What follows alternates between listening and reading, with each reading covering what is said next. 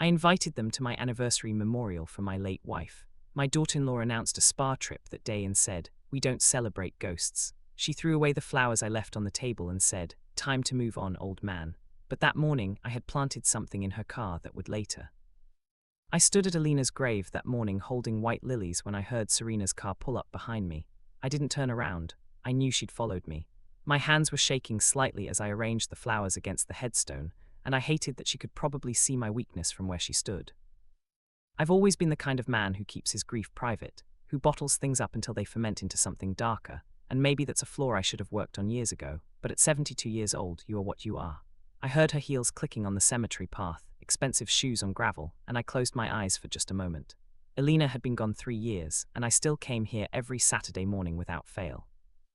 My son Daniel said I was obsessing, that I needed to let go, but he didn't understand that this was all I had left of the woman I'd loved for 47 years.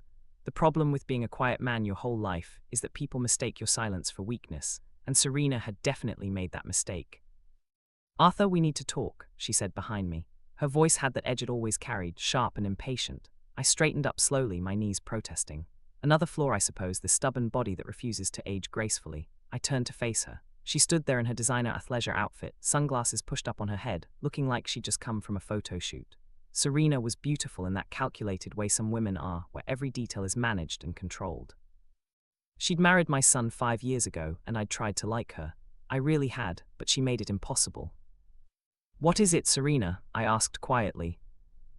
She crossed her arms. "This anniversary thing you're planning, the memorial service at your house next Saturday." "What about it?" "We are not coming." I felt something cold settle in my chest. Daniel already RSVP'd. He said you'd both be there. Well, I changed our plans. She stepped closer, and I could smell her perfume, something expensive and overpowering. I booked us a spa weekend, non-refundable. We're leaving Friday night.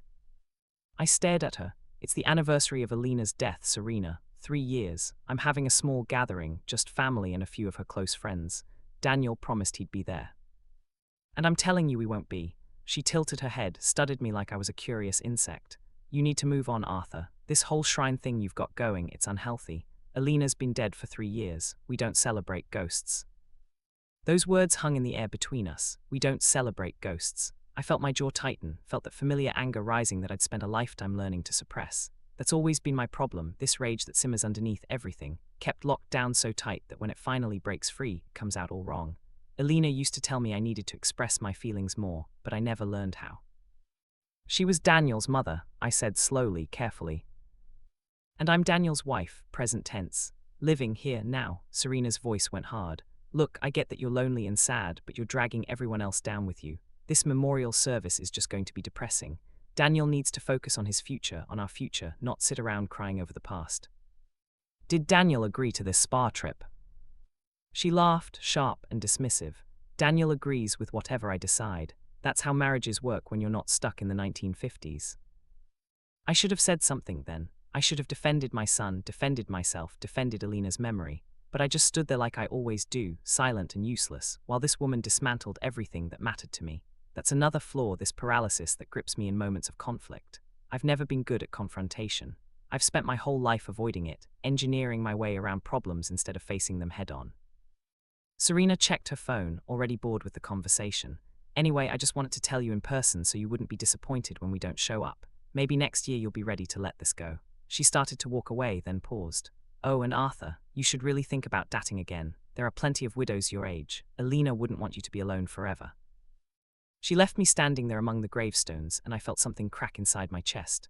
I've never been a violent man. I've never even been particularly angry, not outwardly. But in that moment, I understood how people could do terrible things. I looked down at Alina's headstone, at the dates carved into marble, at the inscription I'd chosen, beloved wife and mother, forever in our hearts. Serena was right about one thing. Alina wouldn't want me to be alone and miserable. But she also wouldn't want to be forgotten, dismissed, swept aside like she never mattered.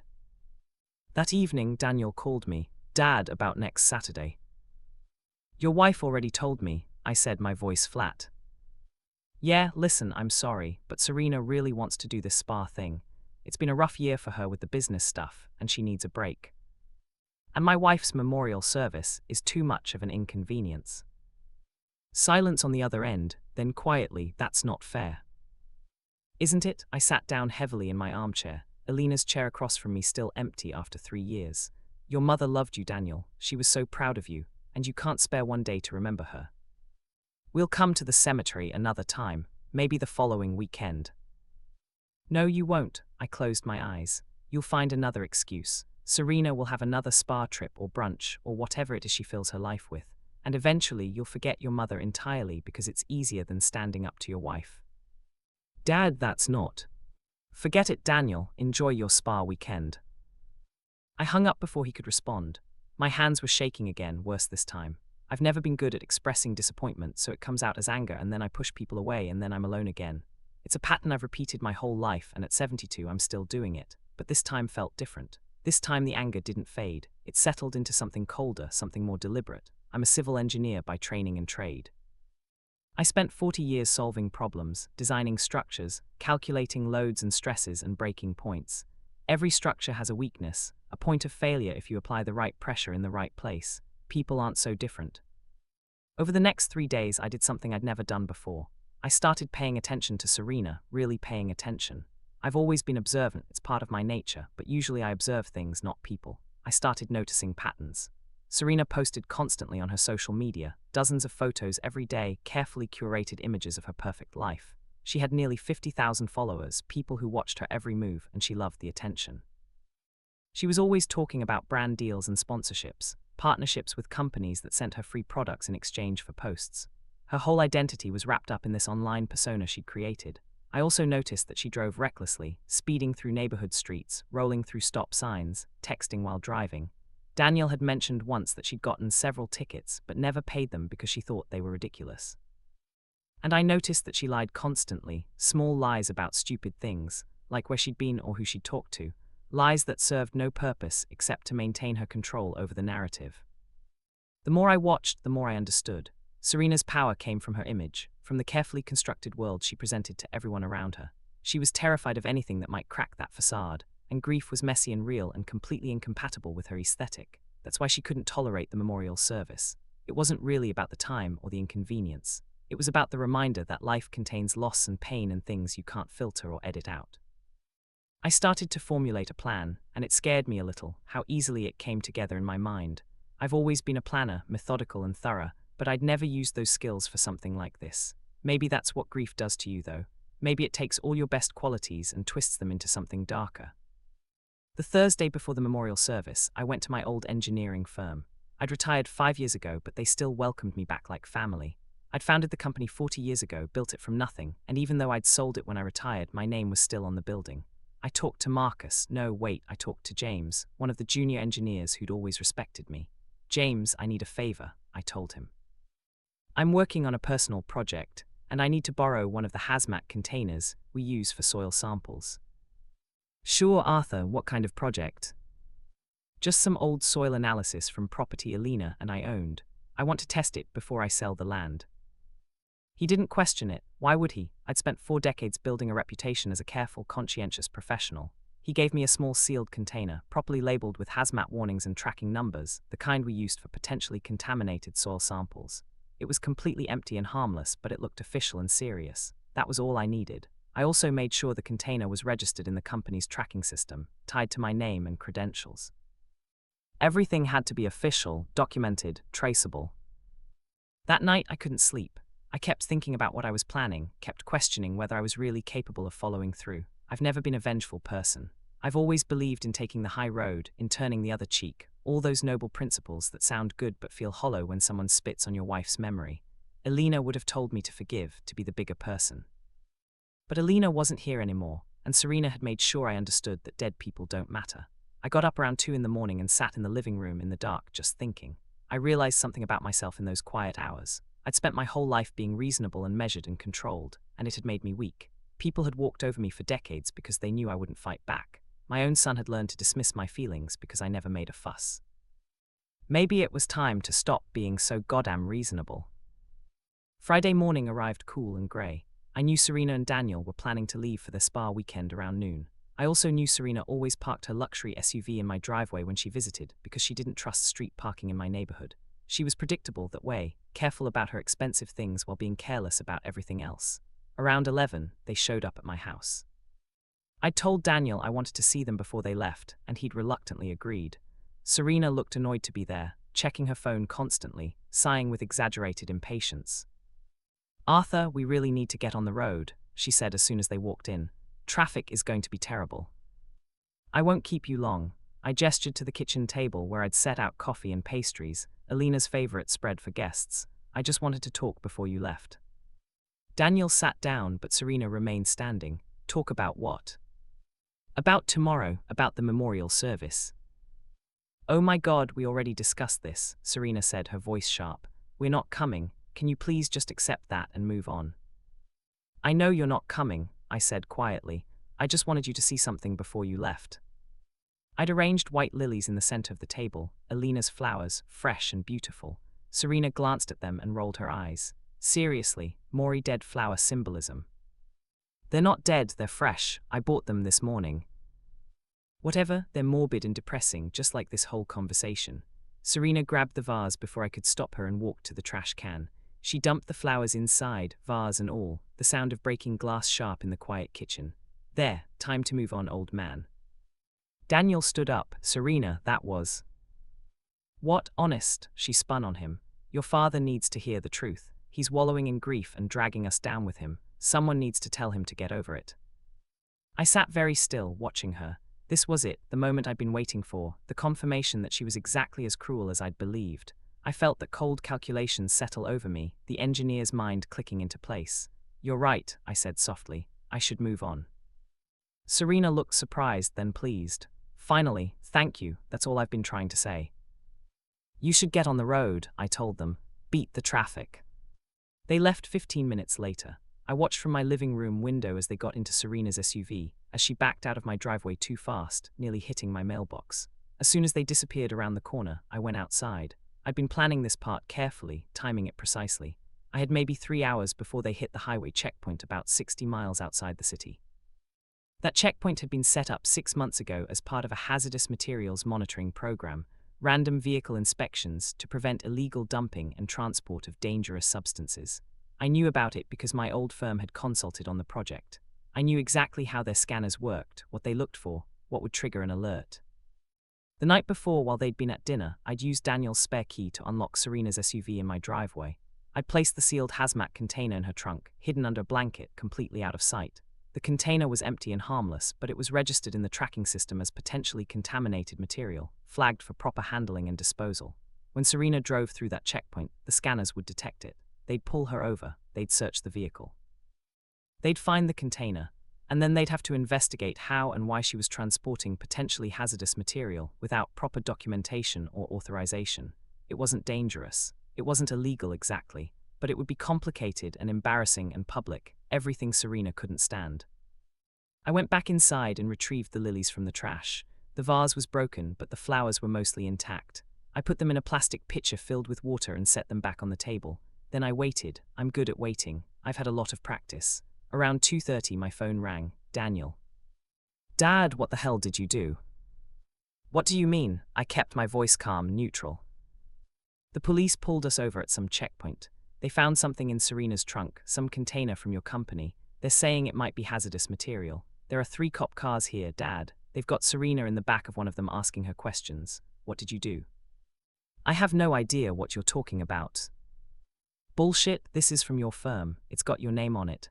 They're calling it in right now, trying to figure out if it's dangerous." "Is it dangerous?" I asked. Silence. "Then they don't know yet. They're waiting for a specialist to come check it out." "Well, I'm sure it's just a misunderstanding.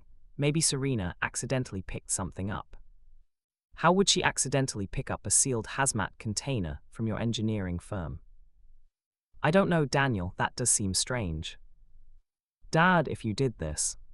"Did what?" "I'm sitting in my living room looking at the flowers your wife threw in the trash. I'm preparing for a memorial service your mother's own son won't attend. What exactly am I supposed to have done?" He hung up on me. I set my phone down and realized my hands were steady for the first time in days. I should have felt guilty, I suppose. I should have felt something other than this cold satisfaction. But all I could think about was Serena's face when she dumped Alina's flowers in the trash, that dismissive sneer, that casual cruelty. Time to move on, old man. Well, maybe it was time. Maybe it was time to stop being the old man everyone could push around. The rest of the afternoon crawled by. I made tea I didn't drink. I rearranged the memorial service program I'd printed. I watered Alina's roses in the backyard. Around 5, the news vans showed up on my street. That was faster than I'd expected, but then again, Serena had nearly 50,000 social media followers. Someone had probably recognized her at the checkpoint, started posting about it. I stayed inside and watched through the curtains as reporters set up on the sidewalk. My phone started ringing, unknown numbers, probably media trying to get a statement. I didn't answer. Around 6, Daniel's car pulled into my driveway. He came alone. His face was red, his jaw tight, and I knew before he said anything that he was furious. He walked in without knocking. "They impounded her car," he said. His voice was shaking. "They impounded her car, Dad." The container was registered as contaminated soil from a brownfield site. They had to call in a hazmat team. It took 3 hours to verify it was actually empty and clean. 3 hours on the side of the highway with cops and news cameras and people posting videos online. "Where's Serena?" I asked. "I took her to a hotel. She's not handling it well." "I imagine not." "This was you. I know it was you." I looked at my son, really looked at him. He'd grown up to be weak, and maybe that was partly my fault. I'd been so focused on teaching him to be reasonable and controlled that I'd forgotten to teach him to have a backbone. "Yes," I said simply. "It was me." His face went white. "Why?" "Because your wife disrespected your mother's memory. Because she told me to move on from the woman I loved for 47 years. Because she threw flowers in the trash and called me an old man who needs to get over it." I stood up slowly, my knees protesting again. "And because you let her. So you sabotaged her. You humiliated her publicly. Do you have any idea what this is going to do to her reputation? Her sponsors are already dropping her. She's getting death threats online from people who think she was actually transporting hazardous waste. Her social media is exploding with people calling her irresponsible and dangerous." Good, Dad, this is psychotic behavior. This isn't you." "Maybe it should have been me a long time ago," I said. "Maybe if I'd stood up for myself years ago, for your mother, for basic human decency, we wouldn't be here now." Daniel shook his head. "I can't believe you did this. I don't even know who you are right now." "I'm the man whose son chose a spa weekend over his mother's memorial service." That hit him. I saw it land, saw him flinch. "That's not fair." "Isn't it? When was the last time you visited your mother's grave, Daniel? When was the last time you even said her name?" "I think about her every day." "But you don't talk about her, you don't acknowledge her. You let Serena erase her like she never existed." I moved closer to him. "Your mother loved you more than anything in this world. She sacrificed everything for you, and you can't even show up for one memorial service." "Serena is my wife. I have to support her. Even when she's wrong, even when she's cruel." He looked away. "Marriage is complicated." "No, it's not. It's actually very simple. You stand by the people you love, you defend them, you honor them. That's it. That's the whole thing." Daniel headed for the door, then paused. "The police are going to investigate how that container got in Serena's car. If they trace it back to you, you could face charges. Filing a false report, maybe. Harassment." "Let them investigate," I said. "I'm an old man. I've got nothing to lose." He left. I stood in the empty hallway listening to his car pull away, and for the first time in 3 years I felt something other than grief. I felt alive. Dangerous, maybe. Unhinged, possibly, but alive. I spent the rest of the evening preparing for the memorial service. I printed more programs. I arranged chairs in the living room. I put out photo albums of Alina, pictures from our whole life together. Our wedding day, young and hopeful. Daniel as a baby, Alina glowing with new mother joy. Vacations and holidays and ordinary moments that had made up 47 years of marriage. I looked at her face in these photos, still beautiful even as the years passed, and I wondered what she'd think of what I'd done. Would she be disappointed? Probably. Would she understand? Maybe. Would she forgive me? Eventually. That was Alina, though. She forgave everything. Sometimes I think that's why people took advantage of her kindness. They knew she'd always forgive them. Around 11, my phone rang again. Unknown number. I almost didn't answer, but something made me pick up. Arthur Vale, a woman's voice, professional and calm. "Yes. This is Officer Lena Corbett with the Highway Patrol. I was the officer who conducted the vehicle stop on Serena Vale's SUV this afternoon. I need to ask you some questions about the hazmat container we recovered." "All right. According to our records, this container was registered to your former engineering firm, with you listed as the authorizing supervisor. Can you explain how it ended up in Mrs. Vale's vehicle?" I'd prepared for this question. I'd spent hours thinking through every possible angle. I have no idea, officer. I haven't worked with the firm in several years. The container shouldn't have been signed out under my name without my knowledge. The registration shows it was checked out last Thursday. Security footage from the firm shows you entering the building that day. I visit occasionally. I still have friends there, but I didn't check out any equipment. So you're saying someone else used your credentials to check out this container? That seems to be what happened, yes. Silence on the line. Then, Mr. Vale, I'm going to be honest with you. This doesn't look good. The timing is suspicious. Your daughter-in-law was on her way to a spa weekend instead of attending a memorial service for your late wife. That seems like it might provide a motive for harassment. Is my daughter-in-law claiming I harassed her? Not yet, but the evidence suggests. The evidence suggests that someone at my old firm made a mistake, or possibly that Mrs. Vale herself took the container for reasons I don't understand. Without proof that I placed it in her vehicle, you don't have a case, officer. Maury silence. Are you a lawyer, Mr. Vale? No, just an engineer who understands how evidence works. She sighed. This isn't over. We'll be continuing our investigation. I understand. Is there anything else? Stay available. We may need to speak with you again. She hung up. I set my phone down and realized I was smiling. Not a happy smile, not really, something darker.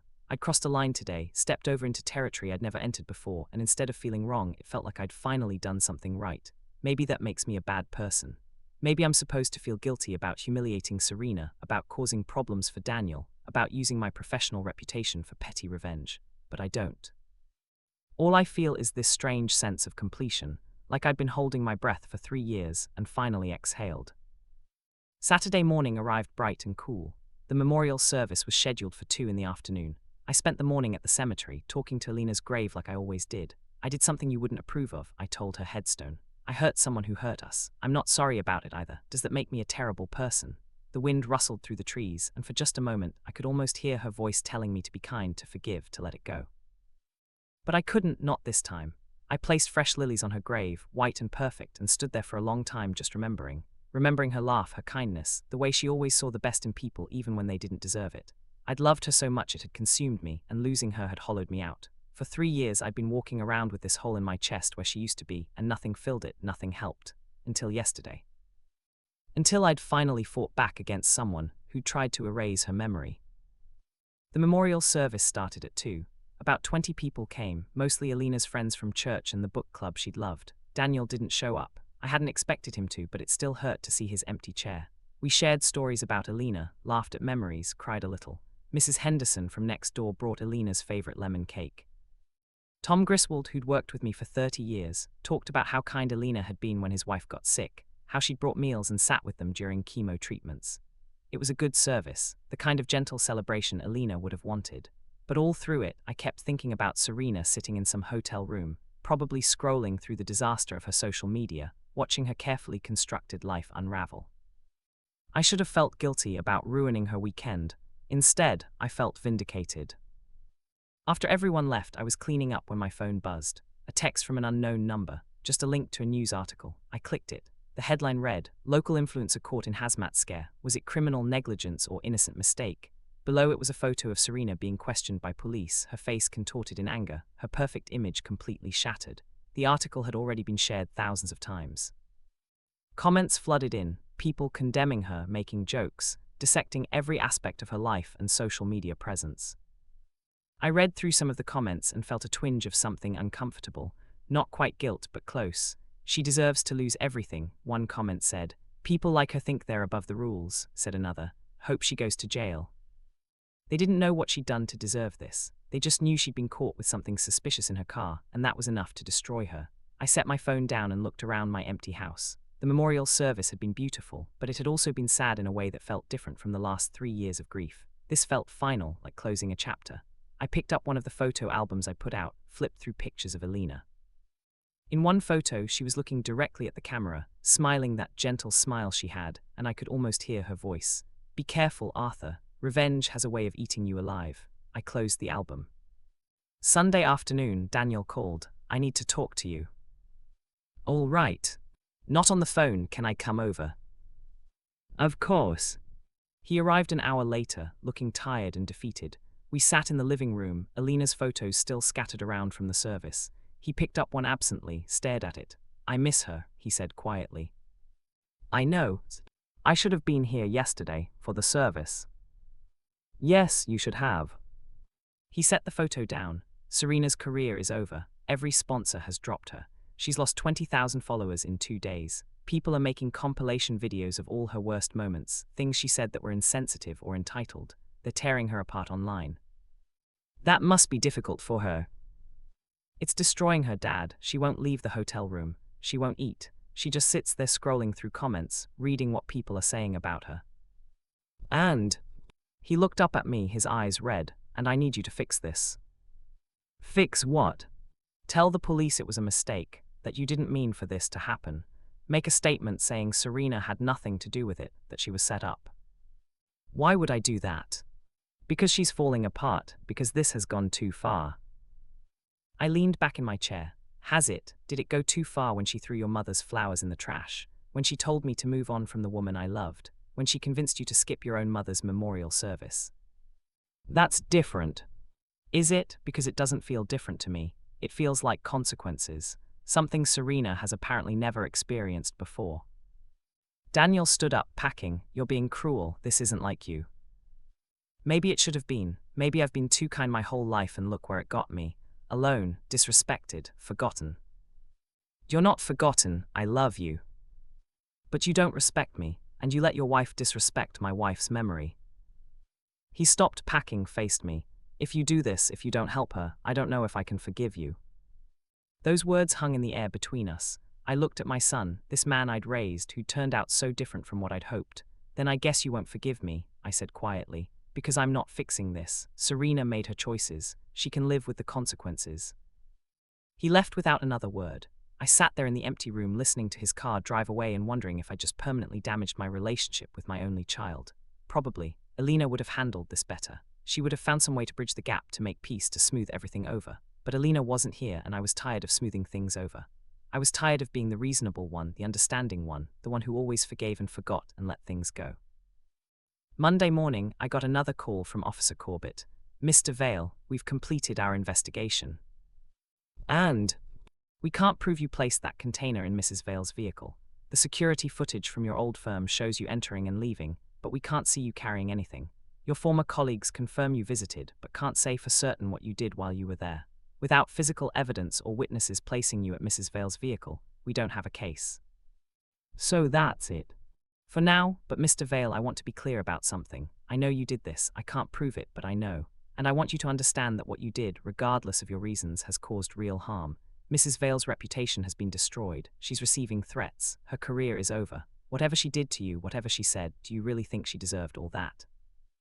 I thought about that question. Did Serena deserve to have her life destroyed? Maybe not, probably not, but did she deserve to face consequences for her cruelty? Absolutely. "Officer, my wife died 3 years ago, cancer. It was slow and painful, and I watched her suffer for 18 months before she finally passed. During that time, she made me promise something. She made me promise to live, to not let grief consume me, to find joy again. I've tried to keep that promise. But it's hard when people treat her memory like it's an inconvenience, when my own family acts like she never existed. So yes, maybe what happened to Serena was too much. Maybe the internet mob went too far. But I don't regret making sure she understood that actions have consequences." Silence on the line, then softer. "I'm sorry for your loss, Mr. Vale." "Thank you, officer. But grief doesn't excuse cruelty. Remember that." She hung up. I sat there holding my phone, those words echoing in my mind. Grief doesn't excuse cruelty. She was right, of course. I'd been cruel. I'd calculated and planned and executed a revenge that had spiraled far beyond what I'd intended. I'd wanted to embarrass Serena, to make her spa weekend difficult, to give her a taste of consequences. I hadn't anticipated the internet explosion, the mob mentality, the complete destruction of her career and reputation. That part hadn't been my doing exactly, but I'd lit the fuse. I'd created the conditions for it to happen. For the first time since Friday, I felt something like guilt creeping in around the edges of my satisfaction. I went to Lena's grave that afternoon, stood there among the flowers I'd brought just days ago. "I think I made a mistake," I told her headstone. Not in standing up to her, that part was right, but maybe I went too far. Maybe I let my anger control me instead of controlling it. The wind picked up, scattering leaves across the cemetery. The problem is I still don't regret it. Not really. Does that make me a bad person, or just a broken one? I stayed there until the sun started to set, until the groundskeeper came by to tell me they were closing the gates. I drove home slowly, through neighborhoods Alina and I used to walk, past the restaurant where we'd celebrated anniversaries, past the life we'd built together. Everything looked different now, colored by what I'd done, by the choices I'd made. When I got home, there was an envelope taped to my front door. No stamp, no address, just my name written in unfamiliar handwriting. I opened it carefully. Inside was a single piece of paper with a message written in neat block letters. Ask Daniel about Serena's spa days and who she really goes with. Your revenge might have revealed more than you know. A friend. I stared at that note for a long time. Then I went inside and sat down at my computer. I'd never been particularly good with social media and technology, but I knew how to research. I started going through Serena's public posts, the ones that were still up before she'd locked her accounts. Her spa weekends, her girls' trips, her solo retreats for self-care. I looked at the dates. Then I looked at Daniel's work schedule, which he kept on a shared family calendar. The pattern was obvious once I saw it. Every time Daniel had to travel for work, Serena scheduled a spa day or weekend trip, every single time. And in her posts from these trips, if you look carefully at the backgrounds, at the reflections in mirrors and windows, you could sometimes see things that didn't fit. A man's jacket on a chair, 2 wine glasses in a hotel room she'd claimed to have alone, tagged locations that didn't match where she'd said she was going. I sat back from the computer feeling sick. Had I just destroyed my daughter-in-law's life because she was cruel about my wife's memory, only to discover she'd been destroying my son's life in a different way all along? Or was I reading too much into it, seeing patterns where none existed because I wanted to justify what I'd done? I didn't know, but I couldn't unhear that question. Ask Daniel about Serena's spa days. Someone else had noticed. Someone else had been watching. Someone who'd chosen to leave that note at exactly this moment, when Serena's whole life was already falling apart. I thought about showing Daniel the note, about starting an investigation into whether Serena had been unfaithful. But what good would it do? His marriage was probably already over after what I'd done. Adding this on top would just be more pain, more destruction. And maybe I was wrong. Maybe I was seeing things that weren't there because I wanted to believe my revenge had been justified, had uncovered some deeper truth. That's the problem with revenge. Once you start down that path, it becomes impossible to see clearly. Everything becomes evidence for why you were right to do what you did. I spent that night lying awake, thinking about Alina, about Serena, about Daniel, about the man I used to be and the man I'd become.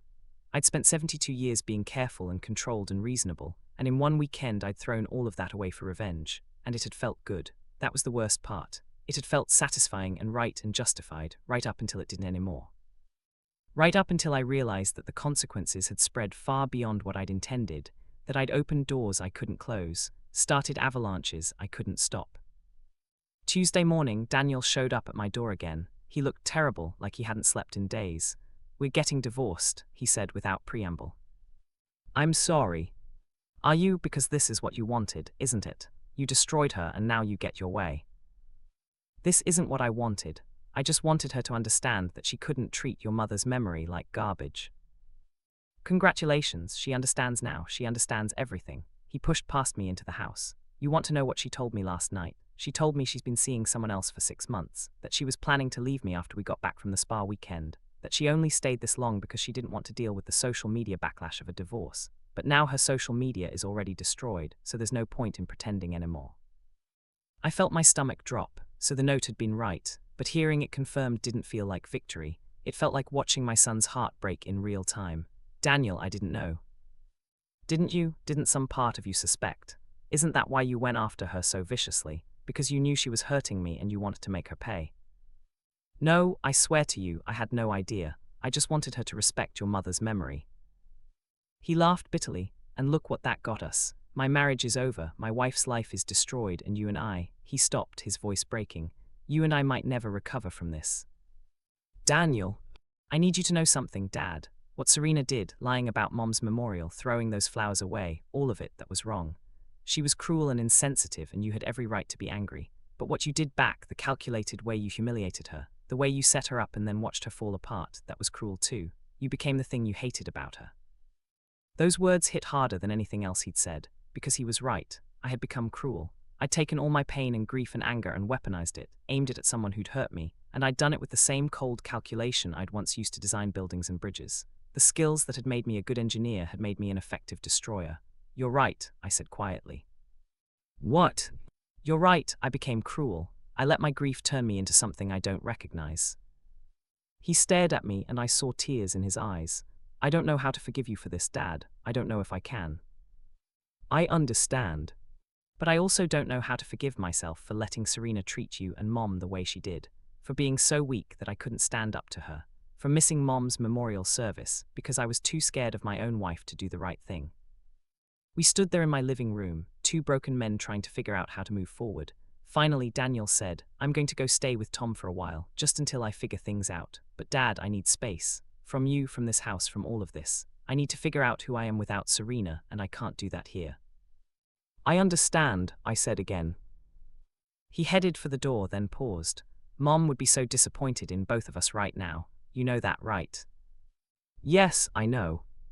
After he left, I walked through my empty house one more time. I looked at Alina's photos, at the memorial service programs still stacked on the table, at the lilies I'd rescued from the trash now wilting in their pitcher of water. I'd won my revenge, but I'd lost my son in the process. I'd proven that I wasn't weak, that I couldn't be pushed around, that actions had consequences. But what had it cost me? Everything that mattered. I went back to the cemetery that afternoon, stood at Alina's grave and finally let myself cry, really cry, for the first time since her funeral. Not just for losing her, but for losing myself in grief, for letting anger turn me into someone she wouldn't recognize. I'm sorry, I whispered to her headstone. I'm so sorry. I tried to defend your memory, but I did it wrong. I hurt people. I hurt Daniel. I became something ugly. The wind picked up, and for just a moment I could almost hear her voice. Not forgiving me exactly, but understanding. Alina had always understood, even when I didn't deserve it. I placed fresh flowers on her grave, white lilies, always white lilies, and made a decision. Tomorrow I would call Daniel. I would apologize properly, not with excuses or justifications, but with genuine remorse. I would tell him he was right about everything. I would tell him that grief doesn't excuse cruelty, that revenge doesn't heal wounds, that becoming the thing you hate doesn't make you strong. And then I would try to figure out how to be the man Alina had believed I was, the man she'd made me promise to become. Not the broken, bitter widower who destroyed people for perceived slights, but someone who honored her memory by living the way she'd lived, with kindness, with forgiveness, with grace. It wouldn't be easy. The darkness I'd discovered in myself this week wouldn't just disappear because I wanted it to, but I had to try. For Alina, for Daniel, for myself. As I walked back to my car, I noticed something on Alina's headstone. Another note tucked behind the flowers I'd just placed. I pulled it out with shaking hands, the same handwriting as before. What you did to Serena was wrong, but what she did to you was wrong first. Sometimes broken people break other people. The question is whether you can stop the cycle or whether you'll keep breaking things until nothing's left. Choose wisely. Your wife would want you to choose love. Still a friend. I stood there holding that note, tears streaming down my face, and realized something important. Whoever had been leaving these notes, whoever had been watching this whole situation unfold, they'd understood something I'd missed. Revenge doesn't end cycles of pain. It perpetuates them.